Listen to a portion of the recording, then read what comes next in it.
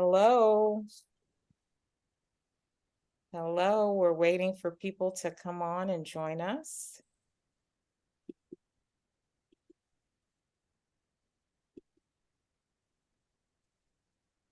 Let's see. I'm actually going to stop sharing for a moment. I see we do have some folks coming into the waiting room. That's great. I'll just give it another few seconds because we do have quite a few folks that planned on joining us this evening.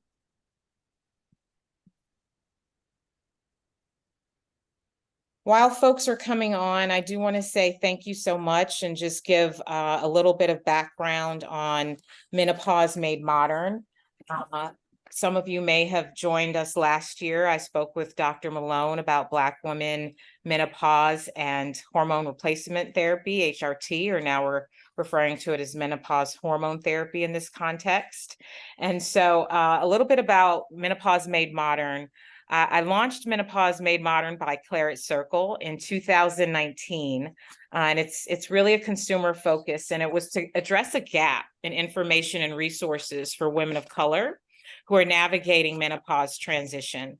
And so through content, storytelling, and community building, I'm hoping to increase diverse representation in the menopause space and help women feel more informed and empowered to better manage their own experience. And so bringing you great information like this with experts like Dr. Sharon Malone and Dr. Jayne Morgan, who I will introduce.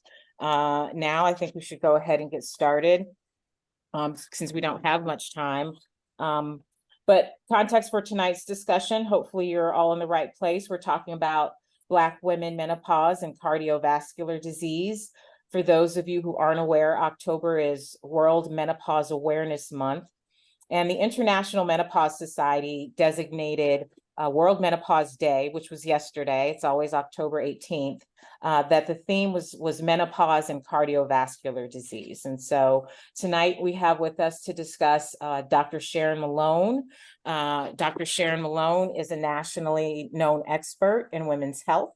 She's the chief medical advisor at Alloy Women's Health, a telehealth company that focuses on women over 40. Before joining Alloy, Dr. Malone was a partner at Foxhall OBGYN, one of the oldest and most successful OBGYN medical practices in Washington, D.C.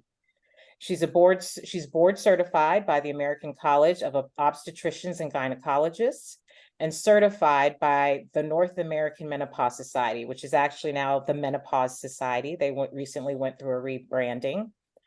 Was recently and is certified as a certified national menopause practitioner. Throughout her professional career, she's been active in reproductive rights, reducing teen pregnancy, and eliminating healthcare disparities.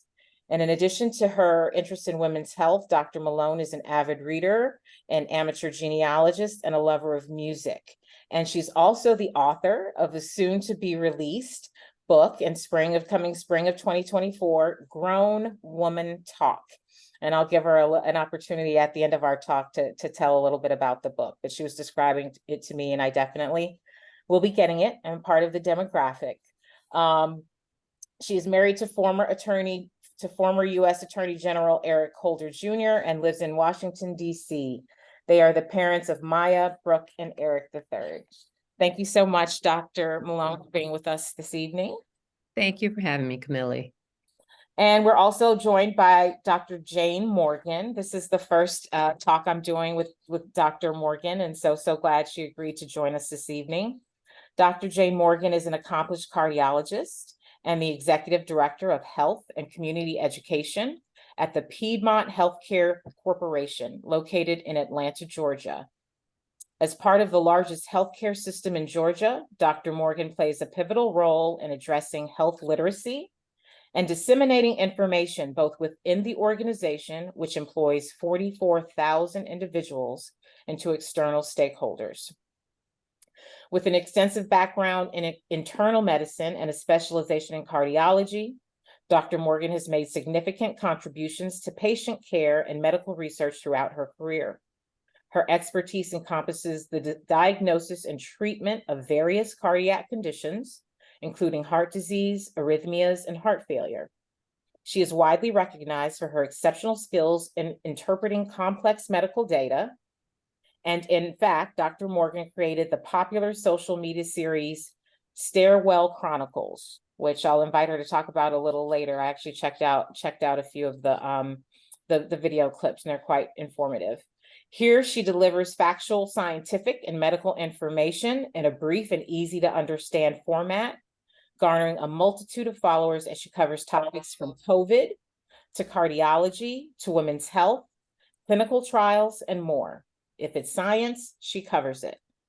I love that. Outside of her professional endeavors, Dr. Morgan is a passionate Pilates enthusiast and holds multiple Pilates certifications.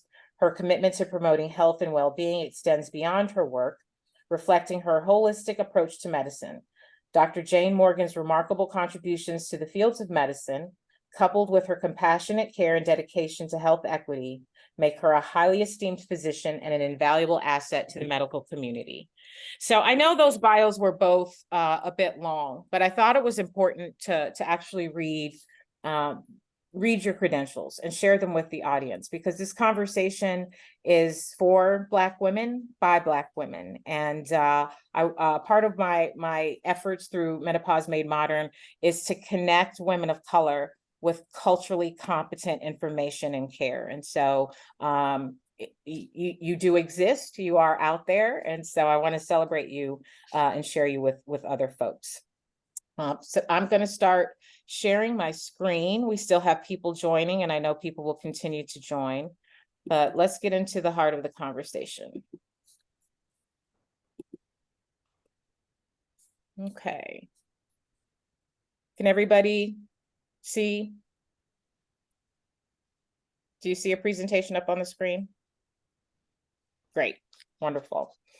Okay, so we've gone through introductions. Really, this evening, by the end of the conversation, why it's so important to have this conversation, it's delving into the intersection of race, menopause, and heart health.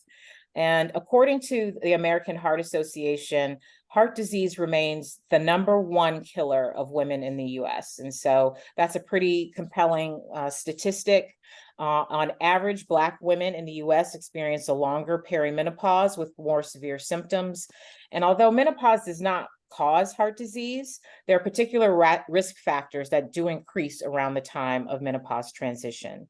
And again, as I mentioned, with heart disease, cardiovascular disease being the #1 killer of women, cardiovascular diseases kill approximately 50,000 Black women each year. And so that's why we wanted to bring this conversation to you all tonight. But we're going to get started with you, Dr. Malone. And really, I want us to talk a little bit about what menopause is. Here we have a pretty basic definition of menopause, but we know that for many of us, myself included, menopause is anything but basic.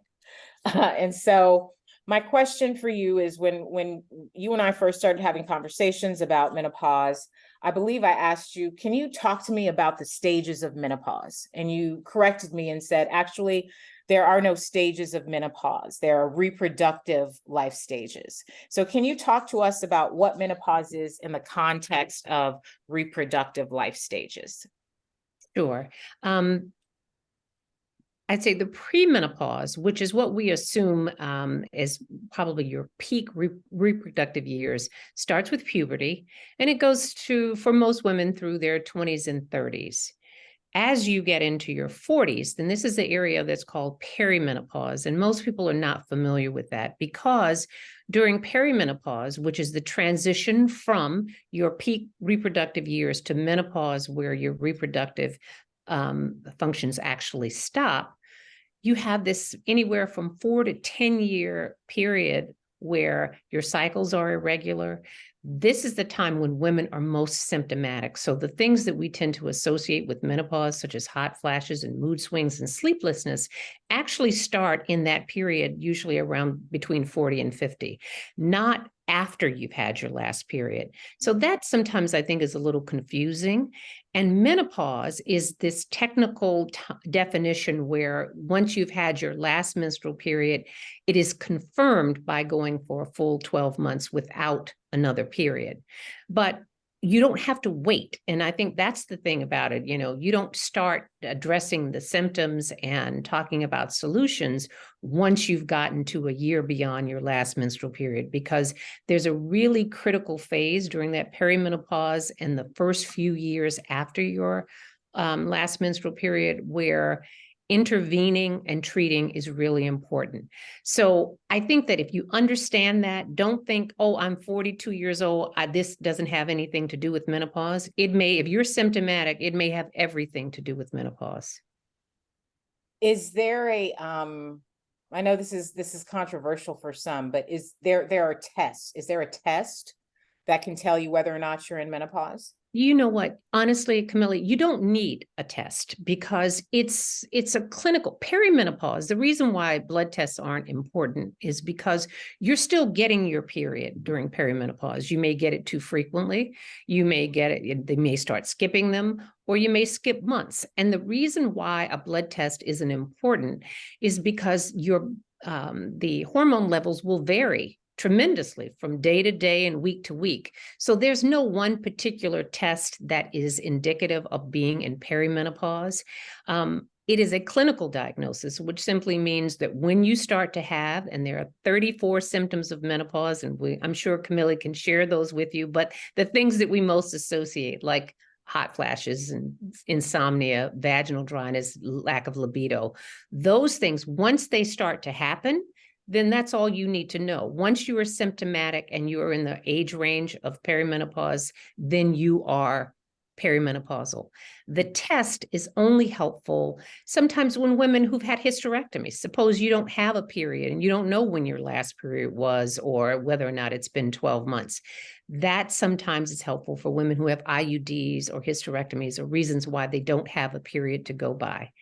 And I think that something that's particularly germane to this conversation when it comes to perimenopause, as I said, it can go on anywhere from 4 to 10 years, making that transition between premenopause and being menopausal and having your last menstrual period.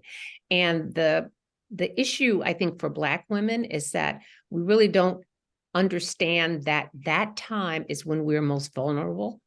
That is also the time when Black women who tend to be ignored during this process because they are least likely to bring these symptoms up to their doctors. When they do, their doctors are less likely to address the symptoms. And even when they get prescriptions, they are only half as likely to take it even when given. And I think that that's because there's just a general lack of knowledge, not just amongst women, but among physicians themselves. And, for Black women, the symptoms start earlier, they last longer, and they're more severe. And that's why it's important to treat them when they occur, not 10 years later. Yeah, and we'll talk about specifically how Black and Latina women tend to experience more severe symptoms for a longer period of time in just a moment. But I did want to ask you, there are some women, but it doesn't just stop with menopause, right? I've spoken to some women who feel like that they don't have to continue going to the OBGYN after their period stops. Is that accurate? You should not stop going to your OBGYN when your periods stop, just simply because your reproductive years are over. I think that for most women, honestly, having a relationship with a gynecologist is probably the longest standing relationship that women have had with a doctor. And that includes primary care doctors. I've had patients that I've taken care of through high school. They've had their kids, gone through perimenopause and become menopausal. There are certain things that a gynecologist is going to do that your other doctors may not. In addition, we are probably, even though we're not perfect, there are a lot of OBGYNs out there who don't really understand perimenopause and menopause, but that's usually your best bet when you have these issues, who to bring them up with. And you should continue, not just, and a term that I don't like to use, but it's out there, and that is being postmenopausal. Most people said, oh, I'm over that. You're never over menopause, because whether you have 30 symptoms or you have no symptoms, once you have had your last menstrual period, you are at risk for certain long-term health conditions that will persist from the time you had your last menstrual period until the day you die. So don't think that because you did not have symptoms, this conversation isn't for me. It's absolutely for you. Wonderful. Thank you for that. So moving on, you spoke a little bit, touched on this in your comments previously, but let's talk about menopause and race, and specifically Black women in menopause. And we know that biologically, right, those born with a female reproductive system experience menopause the same way. There are no biological differences in how we experience them, but due to psychosocial factors, research has shown, the SWAN study of women across the nation, that Black women in the US, Black and Latino women in the US, reach menopause on average 2 years earlier and experience more severe symptoms over a longer period of time. Can you talk a little bit about why that is? Sure. I think that it is not the symptoms that we have and the difficulty that we have during menopause is really not divorced from the lived experience of Black women in America. And again, it's not due to your biology. It is due to, it may be something as simple as the state of your health as you enter menopause. There is also a great deal of literature that says that stress is important. Black women and Black people in general tend to age faster than their white compatriots. And that's because of, again, the lived experience and all the other things that have less to do with your genetics and more to do with your environment. What has your diet been like? What is your exercise? What's the state of your health? Because all of these things really are important. And the other thing that I would say is something that's not to be neglected when it comes to Black women and menopause. Another big factor is Black women tend to have more fibroids. More fibroids lead to more hysterectomies. More hysterectomies. Oh, while we're in there, let's go ahead and take your ovaries out while we're there as well. And this puts Black women at risk, because if you become menopausal before the age of 45, and for whatever reason, through radiation, through chemotherapy, or having had surgery and having had your ovaries removed, that puts you at significant risk for long-term health issues like cardiovascular disease, Alzheimer's, weight gain, and all of those other sort of symptoms that we talk about, because it is so abrupt. And if you had to say who's more likely to end up in that category, it's going to be African-American women. Okay. And so you that kind of leads us into the next conversation issue or topic. You talked a little bit about it, touched on it again, that menopause doesn't cause heart disease, but there are particular risk factors that increase around this time. And you spoke to it, like how old you are when you reach menopause matters, along with the cause and the timing. So why does age matter when it comes to menopause, and what role does estrogen play in cardiovascular health? Cardiovascular, this is sort of what we know. I like to start with what we know and then what we think we know. And as I said, the earlier you have menopause, which the average age for having had your last menstrual period is about 51 and a half. So if you have menopause before age 45, you're at significantly higher risk for cardiovascular disease. Well, why is that? And why are women have a much lower risk of heart disease than men before menopause, not afterwards. And I think that you have to say, what is the difference there? It's the presence or absence of estrogen. So when women are premenopausal or even perimenopausal, while you are still making estrogen, you're still ovulating, you still have it circulating in your system, estrogen appears to have a protective effect on your heart, on your vessels, that decreases that risk. Once you get to menopause and that estrogen goes away, there's an accelerated aging of your cardiac vessels. As you think about, people think about hardening of the arteries, that happens after menopause. There's about a 10-year lag where women get the benefit of the cardiovascular benefit from having had that estrogen. But once women are 10 years beyond the date of their last menstrual period, their cardiovascular risk catches up with men. And we think that that is because of the fact that there's estrogen. Now, let's talk about the other things that happen just around that particular age, and these are the same risk factors that we talk about. And all of one of these risk factors plays into the other. So suppose you're menopausal and now you've got hot flashes. You've got hot flashes, which in and of themselves are an independent risk factor for cardiovascular disease. Now, you've got hot flashes, you can't sleep. So now you've got night sweats and sleeplessness. Sleeplessness is an independent risk factor for cardiovascular disease, as is weight gain. Well, guess what happens if you don't sleep well? Those women tend to gain more weight. And not only do you gain weight, but you gain weight in a very different place than you did before you were menopausal. And that is, you put more of your weight around your midsection, which is what we call visceral fat. And everybody understands that it's just belly fat.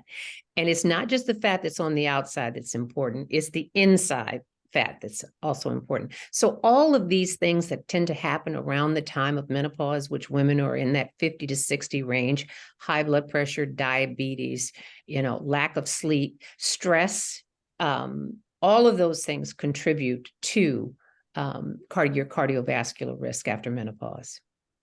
Thank you. That's been so helpful, making that connection and the correlation to menopause. I do want to bring Dr. Morgan into the conversation as we delve into a little bit more about cardiovascular disease. Let's see. Can you all see the slides okay, or is there a block? Okay. No, we see. Okay, great. Let's see. Okay, so Dr. Morgan, cardiovascular disease, right? It's a bit of a misnomer when we say disease singular, as it can refer to a number of conditions. So cardiovascular disease can refer to these conditions listed on the slide. Can you describe these various conditions and go through the differences of each of them? Absolutely. Generally, when we refer to cardiovascular disease, certainly in the menopausal woman, we're talking about this atherosclerosis. So this hardening of the arteries, this plaque buildup of the arteries. That's the nidus, or the formation via which all of these other things on this slide can happen.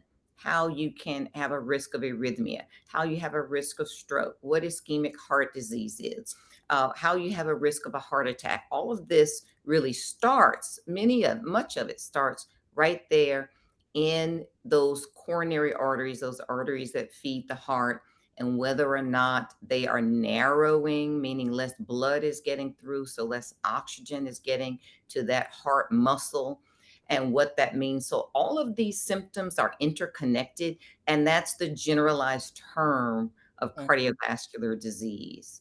All of these may be increased in the menopausal state because of the formation of plaque and the accelerated aging of the arteries of the heart. Okay, and so we spoke earlier that Black women, right, in heart health, cardiovascular diseases kill approximately 50,000 Black women in the U.S. each year. Why are Black people, particularly Black women, more susceptible to cardiovascular diseases, and why aren't we getting the help that we need?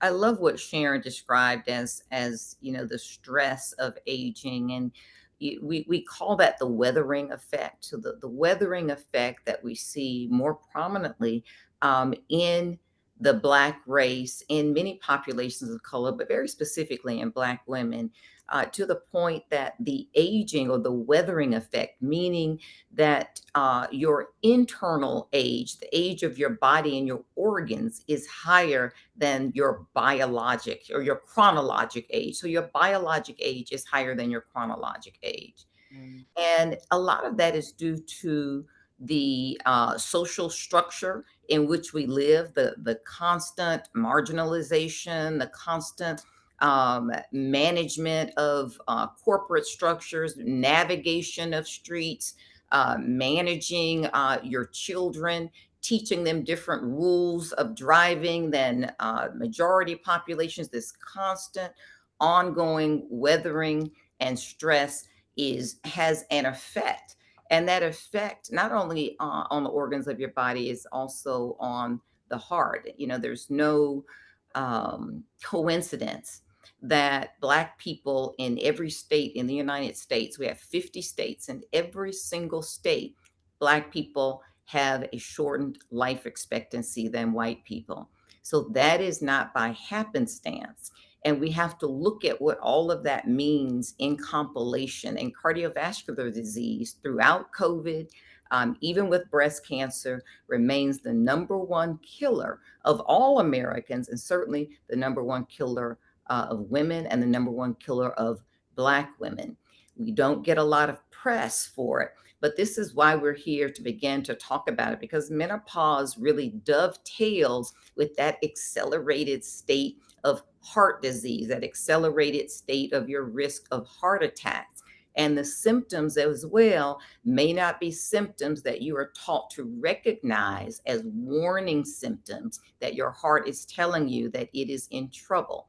So the symptoms of a woman may be different from those that we have learned are the typical symptoms. These symptoms of a man, you may not have the dramatic crushing chest pain and shortness of breath and sweatiness. You may not collapse in the street. You just may have ongoing, nagging, troublesome aches and pains, backache or jaw pain that might send you to the dentist, or just a flu-like symptoms that you just can't seem to shake, or just feeling run down, feeling fatigued. You need to rest more. All of these are symptoms, especially for most women who are very busy, that we can easily attribute to something else.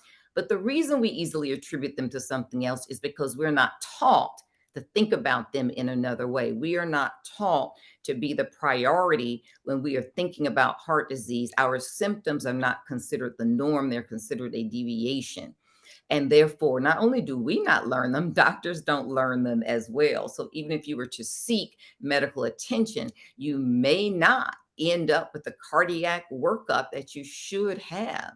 And certainly, any person in perimenopause and menopause who is seeking the advice of a physician and is talking about vague, discomforting symptoms absolutely is warranted to have a cardiovascular workup. That person is telling you, I am at risk of heart disease. I'm telling you by the fact of my age and my very vague, non-specific conversation that I'm having with you, that I'm having difficulty putting into words what exactly is wrong with me. That is really the nidus via which we should have a high index of suspicion of heart disease, as opposed to how we practice medicine now. We have a very low index of suspicion. Mm. You know what? And can I just say something? Because I think this is, Jayne, that's a very important point that, you know, we don't understand, we don't recognize it, and doctors don't recognize it either. But I think that one of the things that we do as women, we're great minimizers and we don't complain. Or you get to the point where you start to accept feeling bad or feeling chronically fatigued as just a normal, that's just what you're supposed to feel like. And that's just not, you know that that's not okay, and you deserve to feel good. And if you don't, and if that's a signal that there is something wrong and you need to have that issue addressed. Thank That's you for that. absolutely true. And the heart generally does not come up in the mind of the woman, and unfortunately in the mind of the physician either. And that really needs to change. So can we stay on that a little bit? How how can we change? Like, do we as individuals, as women, need to be more self advocates? Do we need to educate ourselves and then bring these concerns to our doctor? And, I know a lot of women are not just women, people are not comfortable leading conversations with their doctors, right? We look to them for guidance. And so can you talk a little bit about what our role is as individuals, as patients, in driving some of these conversations? Let's look at the lexicon, the language of medicine, just the language in describing a female's symptoms. We use the term atypical. Just Mm, think about what that word then denotes already in the mind of the physician and also in that patient. These are atypical symptoms. This is not the mainstream majority of symptoms. These are additional things that we need to learn that may be one or two standard deviations out. It also denotes that it's rare, it is uncommon. So our language also drives our approach and our understanding in both medicine and also in the community. And absolutely, we need to become advocates for ourselves. That's the purpose of webinars just like this. But medicine has to change as well. We cannot allow medicine to continue to be practiced this way. We cannot allow menopausal women to be invisible in the system, to suffer silently, for suffering to be tolerated and accepted. But also, we cannot allow people to have an increased risk of chronic and sometimes fatal diseases like heart disease and not recognize that. The first heart attack of a woman is often fatal. That is very different from a man who's more likely to survive that first heart attack. The reason that it's more often fatal is for all the things that we're discussing today, because symptoms are minimized, as Sharon so aptly pointed out, that we are not really aware of how to recognize them, that the symptoms go on for long periods of time before we seek medical care when damage is being done to the heart. Do you know that so often when a woman finally presents to a physician's office and is getting a cardiovascular workup, it has been determined that she's had a heart attack previously, for which she did not seek medical attention and did not come to the attention of the medical establishment. And so we put ourselves at risk. The health system puts us at risk. Our language puts us at risk. That's the whole point of what we're doing today. Menopause increases your risk of heart disease, period. End of sentence. And we've got to begin to connect those dots and make certain that people understand the seriousness, as Sharon said, of these symptoms. There's a correlation with our hot flashes. There's a correlation with sleeplessness. There's a correlation with labile blood pressure. Blood pressure is going up and down as you're awakening and falling asleep. That increases your risk of not only heart disease, but also dementia. Cholesterol levels as well increasing during this period of time. We're putting on visceral fat. All of these are risk factors for heart disease. And yet when a woman presents, you may get the proverbial pat on the back, the there, let's go home. Maybe you need an antidepressant or an anxiolytic, or maybe it's time for you to take a vacation in Tahiti. You're overworked, you're overstressed. And we accept that as well. And so we've got to begin to have these conversations.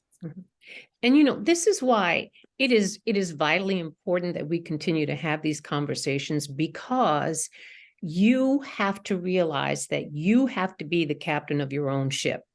Because you think that someone's going to come and save you about this. And as you said, doctors don't really recognize it as well. And so you're going to have to understand, educate yourself to know what are the risk factors, what can I do? And let's just, go there and say lifestyle is really important. I mean, because the other risk factors that we haven't talked about is that, just lack of exercise or physical activity. Yeah. That in and of itself is an independent risk factor. So I don't want any woman to know or to not know what they are at risk for. And everybody, you kind of make the assumption, well, my mom had a heart attack and my dad's on dialysis. I guess that's what's going to happen to me too. And it's like, no, that does not have to be your fate. You know, understand the things that you need to do to intervene. And yes, diet, exercise, getting enough sleep, treating menopausal symptoms when you are symptomatic, and simply not accepting feeling bad as your fate in life just because that's how old people feel. They don't have to. And so what Dr. Morgan and I are trying to do is really to not just explain to you what it is, but also give you the information and power that you need such that you can get out and make the changes such that, you know, we're going to spend a third of our lives in menopause after our last menstrual period. Those should be good years, not years of, you know, decrepitude and decline. You want to feel good. You want to be able to, you know, live a vibrant life, not spend all your money on medication. And so to start that, you've got to start pretty early on. You don't wait until you're already in that situation. You know, this is why perimenopause, understanding what's happening, starting early, getting treatment early, and hormone replacement therapy is certainly one of the options because it's one of the few and only medications that has been shown to decrease the risk of heart disease. And that is not true of statins. That is not true of any other, not aspirin, in terms of, because medications work differently for women than they do for men. And that's also been a big problem for us, is that we women have been ignored because we're not in the studies. And we think that, well, we'll just give this to men, and if it works for them, we'll just scale the dose down for you, and now you take it. And our physiology is quite different, and we need to take that into account before we start counseling women. Such an important point. Before we move on from this, though, Black women and heart health, Dr. Morgan, are you comfortable sharing what some of the more prevalent symptoms are for women experiencing heart disease, heart failure, or a heart attack? Are you comfortable speaking to what some of those are? Sure, you may feel lightheaded on occasion. You may have jaw pain that might actually send you to the dentist for an evaluation, oral evaluation of your tooth. You could have lower back pain. You can have just kind of general aches and malaise, generalized fatigue. You feel run down. You may have chronic cold and flu symptoms, or symptoms that you are attributing to cold and flu, when in fact, you're actually having a heart attack or having a pre-heart attack, in sort of a layman's term. You're having early warning signs that you should be seeking medical attention. So these may be very, very subtle symptoms. I think most of us know to recognize left arm pain. You may not have left arm pain. You actually might have right arm pain.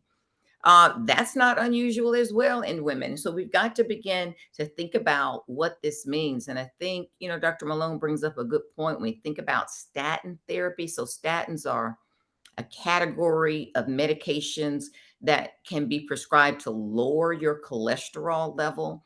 And we're beginning to take a closer look at those as well. As your cholesterol levels increase during menopause, cholesterol is actually one of the building blocks of estrogen. So if we give statins to decrease your risk of heart disease by lowering your cholesterol, we're also now further lowering your estrogen levels. So we've got this dance that we're doing. Plus, there's also the risk of bone disease or osteoporosis, depending on the dose. So the verdict on statins is out still. We need to understand that the dance that the statins do with regard to cholesterol and estrogen during the menopausal state, as your estrogen levels are dropping, your cholesterol levels are increasing. Cholesterol actually continues to bolster estrogen, but then we give statin therapy to drive the cholesterol down, which then further drives our estrogen. And you can see how we're on this hamster wheel. And Dr. Malone makes a good point. The reason we're on the hamster wheel is we're not doing clinical trials to find out how to get off of it. And we've got to begin to do clinical trials, enroll women in trials such that we can understand and have therapy that is specific to us and not therapy that is designed with mostly white males being enrolled in the trials. And then it's extrapolated. That data is extrapolated to the rest of us, including people of color. Mhm. And so this is one of the things that we have in medicine that we really have to push as well to stop the way medicine is practiced today is to the detriment of women. Yeah. So that's a great point. And I just read today, if you'll indulge me for a bit, I read in Oprah Daily. I know you're familiar with that, and Dr. Malone, you've been featured. Perhaps you have too, Dr. Morgan. But in Oprah Daily, that Congress will soon introduce legislation to prioritize menopause. And I think some key points worth highlighting is that this is being championed by Congresswoman Yvette Clarke, a Democrat from New York. And the new bill would require the National Institutes of Health to convene a multidisciplinary team of health professionals. So kind of like a microcosm of this, a multidisciplinary team to evaluate the status of current menopause research and recommend new needed studies toward advancing knowledge about perimenopause, menopause, and midlife women's health. The bill would also designate existing funds to NIH so they can do this, which is important because even though we as women represent over half of the population, only about 10% of NIH's budget of $45 million. So 10% of 45 million, 4.5 Billion, billion, Camilla. billion, Billion. sorry, Yeah. billion, 45 billion, only 10% of that goes to women's research, and a fraction of that is applied to menopause. So that's an important, I think, piece of the legislation. It'll elevate menopause to the priority issue that it really is and should be considered.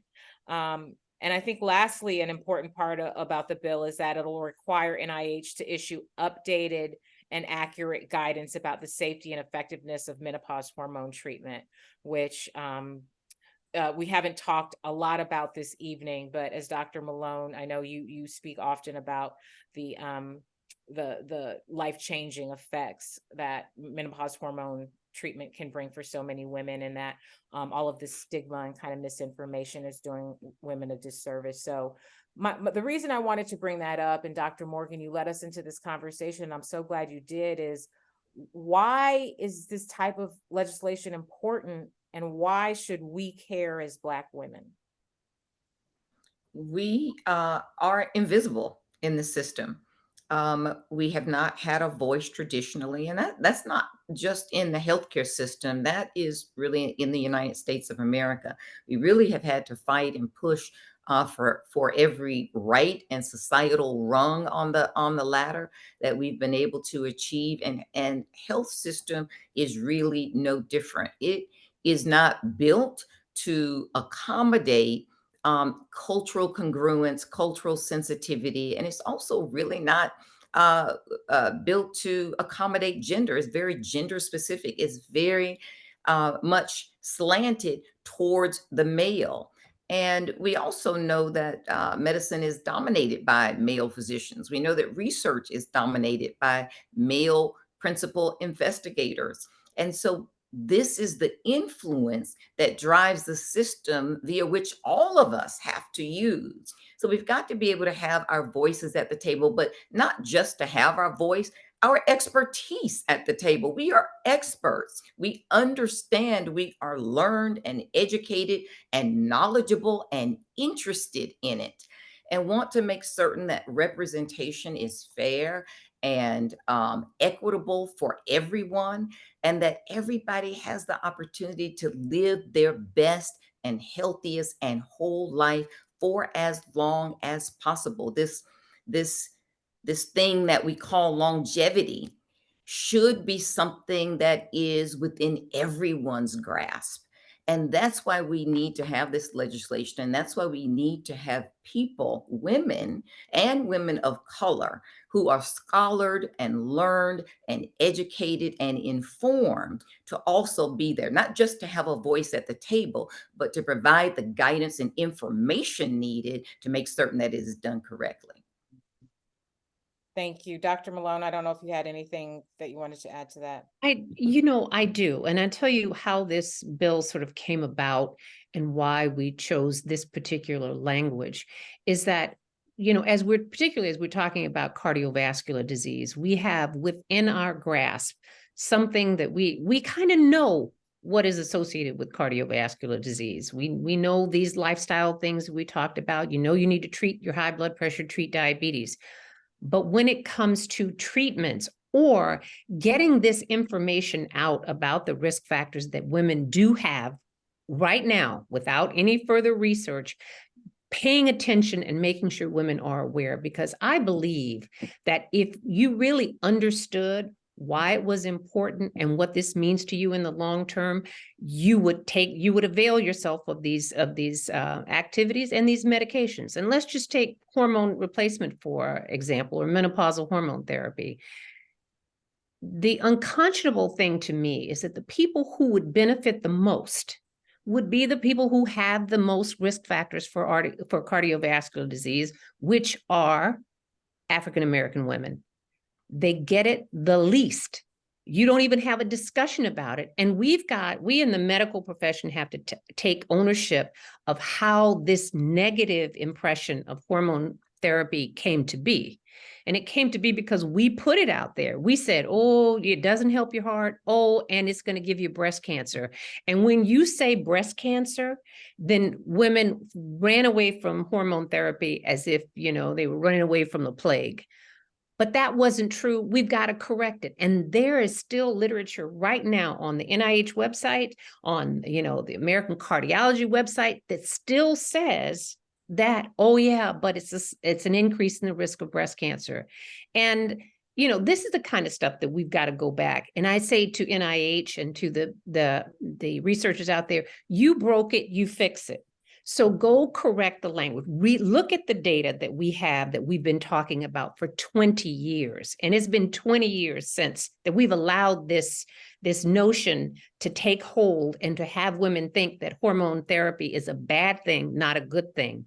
And no one has been out there trying to correct the record. And that's what we're trying to do, to say to them too, all right, and to the extent that there are things that we don't know, then let's figure out how we're going to answer those questions, because in the 30 years since the Women's Health Initiative, which is where all this came from, was actually conceived, 30 years, we are still asking the same questions today that we asked 30 years ago. And everybody just decided, well, not my problem.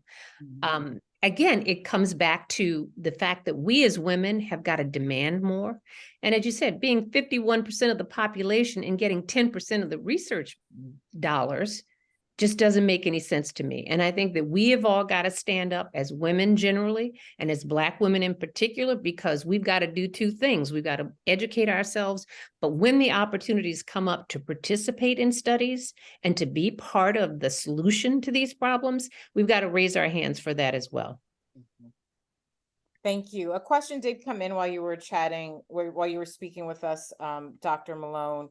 And I think this is probably for you, but of course, Dr. Morgan, if it's relevant. Should we take hormone replacement therapy if we take cholesterol medication?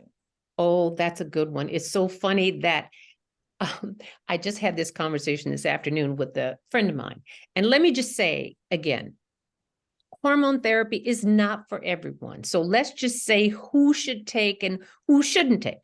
If you have cancer, if you have breast cancer, and not just cancer, but an estrogen-dependent cancer, such as breast or uterine cancer, if you have undiagnosed bleeding, vaginal bleeding, we don't know what it's from, you should not take. If you have already had a heart attack or stroke, you should not take, because again, having had a cardiac event tells us that the damage has already been done. So trying to do something to prevent heart disease, well, we're a little too late for that. So those are the things. And then, you know, I won't even say that it's an absolute, but if you've had a history of a blood clot or a PE, but that we can talk about that offline, but that is kind of a softer contraindication. But those are the only things that women should not take. Everything else, not high blood pressure is not a contraindication. Family history is not a contraindication. So if I have, you say, oh, I can't take it, I have a family history of breast cancer. Not a contraindication. What we do know now is that your risk for getting breast cancer is your risk. I don't know what it is. You might get breast cancer 10 years from now, but what we do know from the data of these 30 years is that your risk isn't increased by taking hormone therapy. And this is the thing that I think is particularly important for Black women. You remember I told you that Black women have more hysterectomies? Yes. We're more likely to have a hysterectomy. In that same study that put this notion out there that women, hormone therapy is associated with breast cancer, in the women who had had hysterectomies, the risk of developing breast cancer is 23% less than women who did not take hormone therapy. The risk of dying from breast cancer is 23% less. So, you know, when you put that together and then you're saying, I'm trying to decide whether or not, if you were trying to prevent heart disease in someone who's never had one, and you had a choice between taking a statin or taking hormone therapy, that's an easy choice for me. Because remember, as Dr. Morgan said, there's no data that says that statins decrease your risk of heart attack or dying from heart attack of this.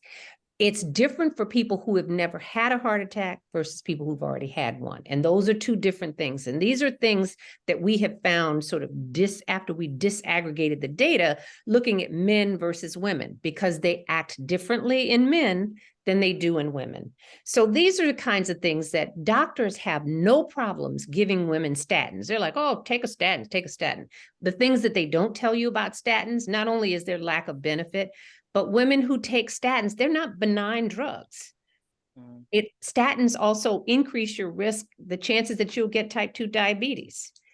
Hormone therapy decreases your risk of type 2 diabetes. So these are sort of the things that they're really underappreciated.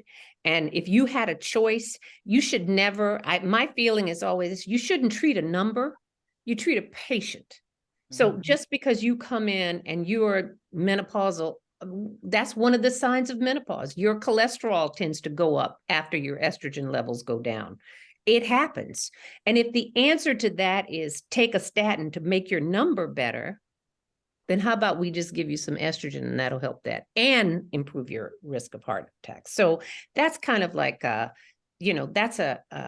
that's not a 101, because honestly, I did not know that. I did not know that story about statins until, a year or so ago when I started doing a deep dive into estrogen and heart disease. And I was like, I thought everybody should take a statin. No, you shouldn't. No, you shouldn't. You take a statin if you've had a heart attack and you're trying to prevent another one, not because you're trying to prevent your first heart attack. Thank you. That was a long answer. I'm sorry. No, but very important. That's what we're doing. Very, very important and informative. And I can't believe we're running down on time, but I definitely, I hope to get another 1 or 2 questions in, but before we do that, move to open Q&A, Dr. Morgan, we've talked a little bit about treatment, right? We talked about hormone replacement therapy or menopause hormone treatment, statins as treatment. What about prevention? What about prevention? What are your recommendations for preventing cardiovascular disease? Can it be prevented? There are certainly some things that we can do in our lifespan as a woman, and I talk about this in the whole reproductive life of a woman. And so during our reproductive years, during pregnancies, if you have complications of pregnancies called preeclampsia or eclampsia, or maybe a term like toxemia or hypertension or gestational diabetes, all of these actually are cardiovascular risk factors independently. So after your baby is born safely, a mom and baby are safe, you really should have a follow-up with a cardiologist, because your pregnancy, from a cardiac perspective, we call a pregnancy a volume overload. And that volume overload is your first stress test. And if you developed any of these symptoms, you have in fact just failed that stress test. So we want to make certain, like any person who fails a stress test, that you get adequate follow-up and care like any other person who fails a stress test. And that connection still isn't being made between the obstetrician and the cardiologist. But that's something, that simple handoff is something that we can really begin to normalize, is as part of our prevention of cardiovascular disease, because we know that these women now over a lifetime will have a twofold increased risk of heart disease as compared to women who have not had these pregnancy complications. And then if they go through life into menopause without getting any cardiovascular support or intervention, and then they reach menopause and we have estrogen levels dropping, and you may or may not be getting prescribed a statin therapy, and your blood pressure, which may have already been high, is only going to get worse, and you have sleeplessness and hot flashes, which we already have stated are risk factors for heart disease. You can see where this is going. Mhm. And so there's not a good ending to this story. And so I think something very simple is that simple handoff. And women, once again, need to advocate. We have to advocate for ourselves and make certain that we understand what all of these terms mean, not just with the pregnancy, but what does this mean for our future risk factors for our heart, and start to make those connections. We call it just connecting the dots, connecting the dots. And that handoff, believe it or not, doesn't happen commonly between the OBGYN and the cardiologist. So again, these are the types of things that we've got to begin to continue to educate the community, and also educate the healthcare community as well. Thank you for that. We had another question come in. We have a couple of questions, so please keep them coming. If we're not able to answer it, we only have 4 more minutes, so we likely won't, but I will share them with Drs. Malone and Dr. Morgan and do my best to get written responses back to you.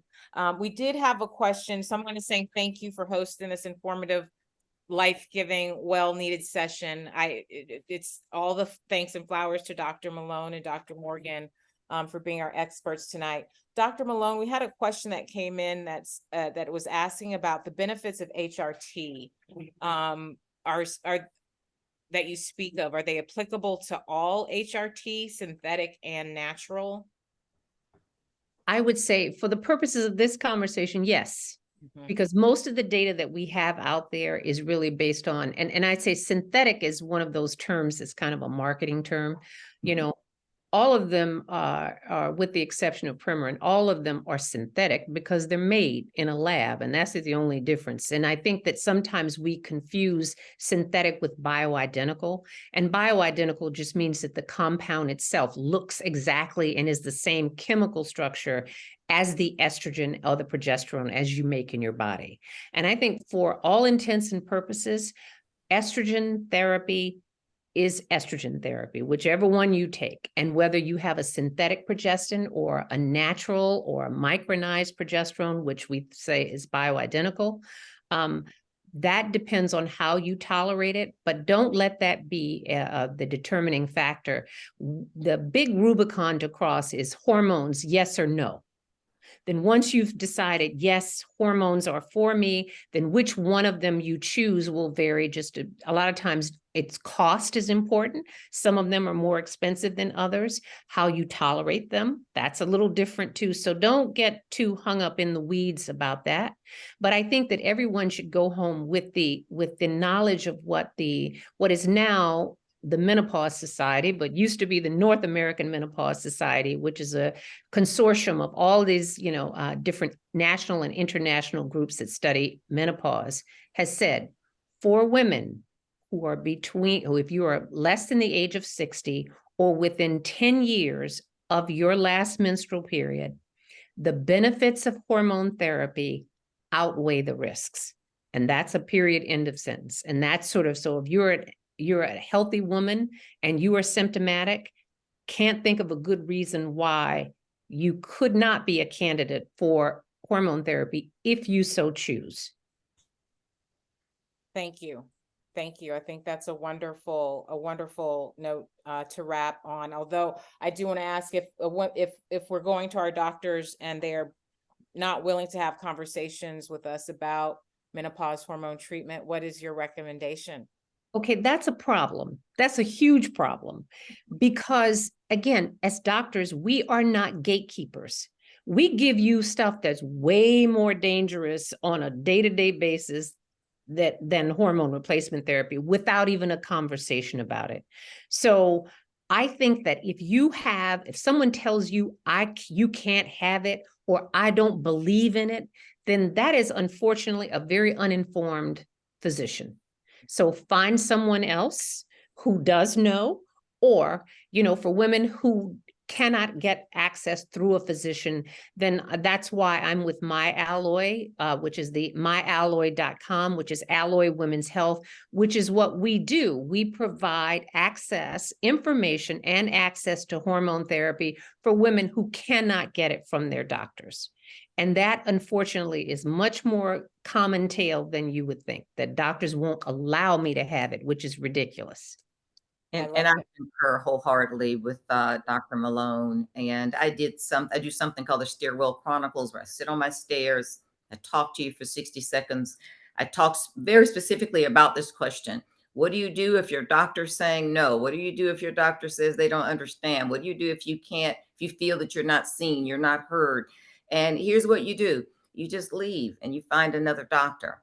And you may have a really great relationship with this doctor. You've been with this doctor for a long time, but listen, everybody may not be with you for every step of your life, and they may have served their purpose, but now you need something else for this next phase of your life.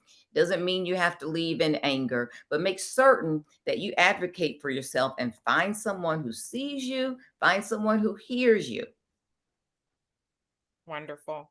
And with that, Amen. it's time, and I just want to share, comments are coming in, thanking you both for your time and for your expertise, and folks are feeling more informed than at the start of the conversation, so that's the point. So thank you so much. Thank you for giving up an hour of your evening, and this will be recorded and posted to the Menopause Made Modern YouTube channel. I'll send a note out, give us about a day to get that posted, but I'll send an email out. It will be made available. Thank you, Dr. Malone. Thank you, Dr. Morgan. I certainly hope, Dr. Morgan, this isn't the last time we have you. And if we can make it a tradition every World Menopause Month, I certainly would appreciate it. Would love that. Yes, let's make every month World Menopause Month. Okay.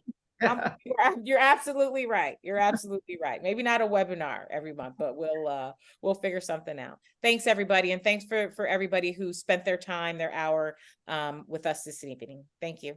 Good night. Good night.